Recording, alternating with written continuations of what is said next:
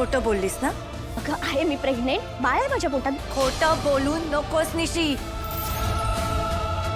माझ्याकडे पुरावा आहे. कसला पुरावा?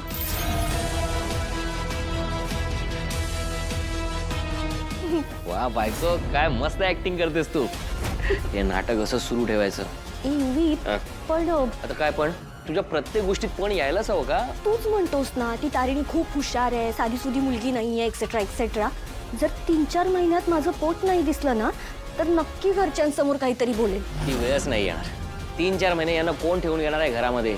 म्हणजे त्या हेल्परने आणि तारिणीने मला ज्या हाताने पायघड्या घालायला लावल्यात ना, त्याच हाताने त्यांना नाही या घराबाहेर फेकून दिलं ना तर युवराज नाव नाही सांगणार कोणाला.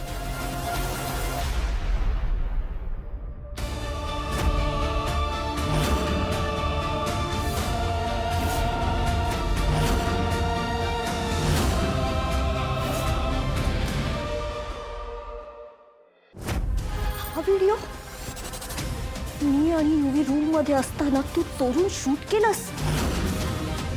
How dare you. तरी मी विचार करत होते की अजून हिने माझ्या पर्सनल लाईफ मध्ये ढवळाढवळ कशी केली नाही. खरं सांग तारिणी, हे सगळं तू मुद्दाम करतेस ना? हा, मुद्दाम करतेस ना तू? तुला हेच हवंय ना की काहीही करून मला आणि युवीला या घराच्या बाहेर काढायचं, म्हणजे खांडेकरांची ही सगळी प्रॉपर्टी स्वतःच्या नावावर होईल. बोल ना. खोटं का बोललीस तू निशी?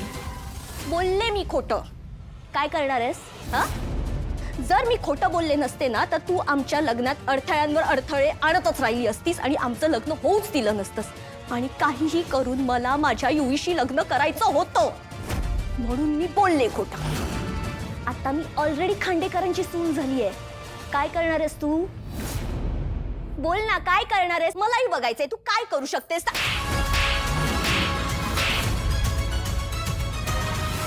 लाज नाही वाटत?